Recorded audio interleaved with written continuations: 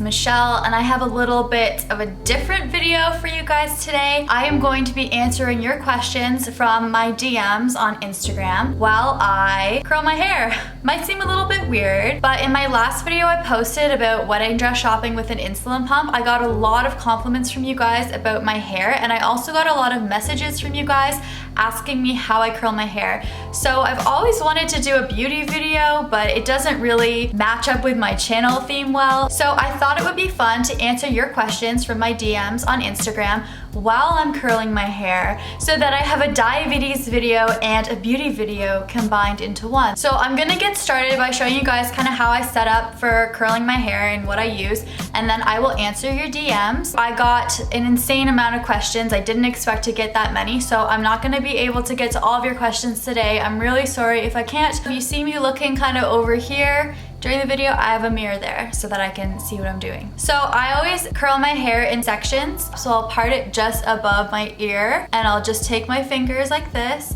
and bring it back. And you can see that I have this hair down there. So now it's in a little bun and it's out of the way. So I use a BaByliss or a BaBylissPRO. I don't know how it's pronounced, I'm so sorry, but it's a BaBylissPRO, I think. It's a ceramic curling iron. It's really old. It's a 1-inch. I think that this line is now actually blue instead of red. So what I do is I have this layer and I'll just brush it out, and then I will take a section this big, so like half a finger thick, I guess you could use that as a measurement. I take my curling iron and I always face it down, and I open up the clamp like this. So I'll put it kind of around like this, facing down. I'll open up the clamp, and then I'll just wrap it around like that, and I wrap it away from my face. I put the clamp down for just a couple seconds and I hold it, and then I just let it go into my hand. So I just hold it there for a second and then I let that go. Then I just kind of twist it with my fingers to further define the curl. So I'm gonna do the bottom layer, and let's start answering questions. Question number 1, how is your leg healing? So thanks for asking, that's really kind of you to care. I got my stitches out a few days ago, so it's actually healing really well now, and I should be able to go back to dance in about a week. It's been a slow process. It's been over 2 weeks, and by the time I go back to dance, it will have been 3 weeks. For those of you who don't know what I'm talking about, I'm talking as if everybody knows what happened to me. I accidentally stabbed myself in the leg, and I have a whole story video on it. If you guys want to check it out, I'll definitely link it up there so that you guys can watch it. It was a really unfortunate situation. It was just kind of like a freak accident. There's my second curl. Opinions on the new Dexcom G6. So the new Dexcom G6 seems really awesome. I love the fact that you don't have to calibrate it, and the insertion process looks a lot easier than the G5. So the G6, apparently you don't even feel it, which is awesome. The thing about the G6 with me is I'm not gonna be able to try it for a while. Like, I wish I could get my hands on it to try it for you guys, but it's not in Canada. It hasn't been approved here, so there's really nothing I can do. We usually take a bit longer to get things here. We'll have to see, but I would love to try it. The other issue is my insurance company doesn't cover Dexcom. So right now I am using the G5. I needed it because I went on a really active trip, so I needed to monitor myself. But once my supplies run out, I'm gonna have to switch back to Libre, just because my insurance company does cover the Libre. I would absolutely love to try the G6. I think it looks awesome, and a lot of my friends have it and they absolutely love it. What is your favorite thing about diabetes? Also, how did you kickstart your channel? My favorite thing about diabetes is the community. It's such a strong, loving, wonderful, positive community. If anybody makes fun of type 1 diabetes or says like a joke or like says something incorrect that's leading to diabetes stereotypes, the type 1 community is on them like crazy. They're just such a fierce community. I love them so much, and I've gotten so much support from people. It's a great group to be a part of, although it sucks to have this disease. You're part of such an amazing group of people. As for my YouTube channel, the first video I posted was a packing video, and I just figured that it would be really useful for some people because I traveled a lot with type 1 diabetes. So I did it just really to help out people, and it seemed to catch on a lot. So I guess my advice would be make a video that you think will be really helpful for people with diabetes if you want to start your own channel. Just being passionate about making videos and putting a lot of effort into them is what makes your channel special. Okay, so what I've done next is I've taken down another section. So I parted right up here, and then I just took down half of my head. And I'm still doing the same thing, taking my curling iron, opening up the clamp, putting it over like this, wrapping it, clamping, and then open. Please could you tell us more about your PhD? Yeah, I can tell you about my PhD. So I'm doing my PhD in medical physics, or radiation physics really.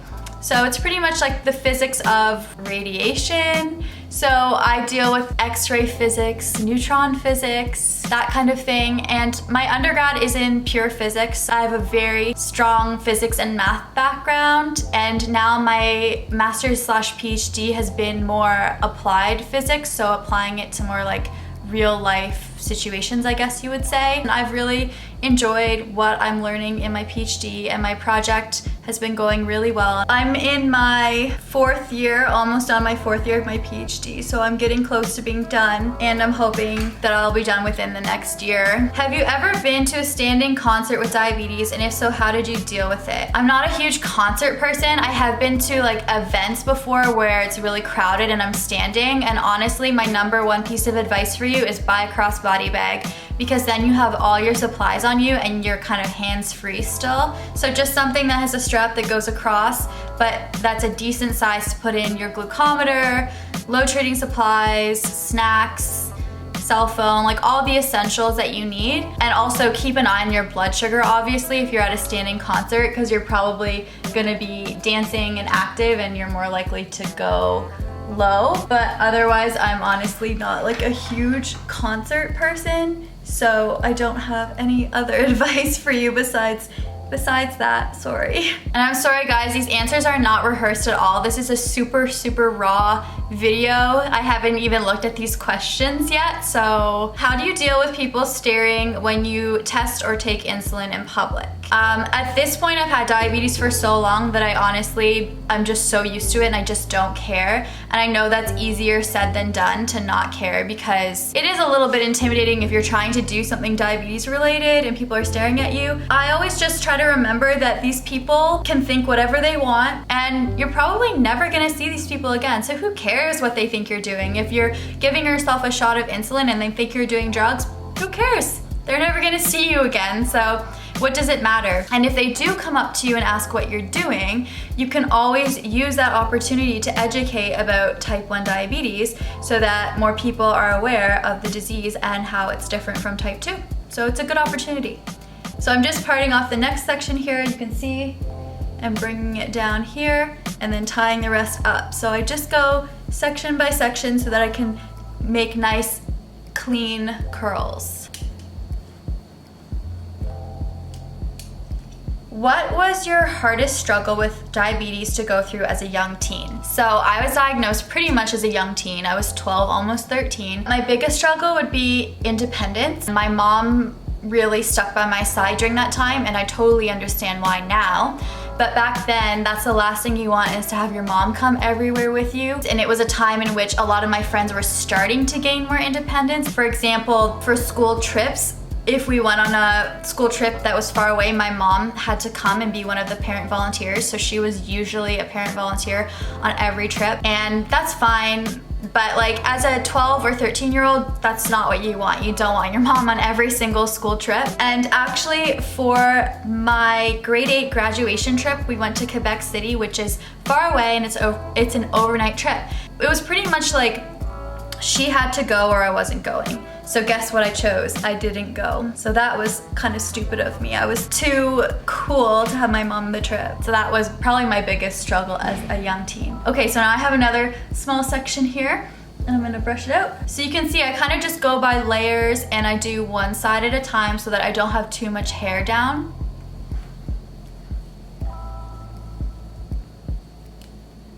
Has there been a time since you were diagnosed with type 1 diabetes when you felt like you were in denial, or just felt the fact of having type 1 diabetes was being mentally challenging for you? Or have you always just accepted it and it doesn't bother you at all? It definitely has bothered me in the past, and like even recently I would say it's bothered me, but I've never denied it. I know some people go through phases where they deny that they have it and they don't take insulin and really like lose control. I've honestly never had that, thank God, but I know a lot of people do go through it.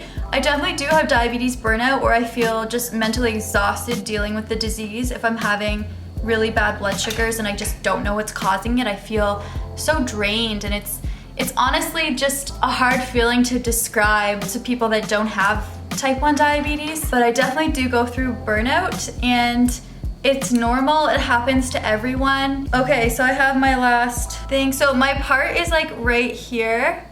So I wanna part it here so that I have 2 sections left. So there it is. As I was saying, it's so normal to have diabetes burnout, and I've had it and it goes away. It just passes, you just get over it, and it's best to surround yourself with friends and do something fun. Try to take your mind off it. Talk to another type 1 friend, that's the best thing because they understand what you're going through.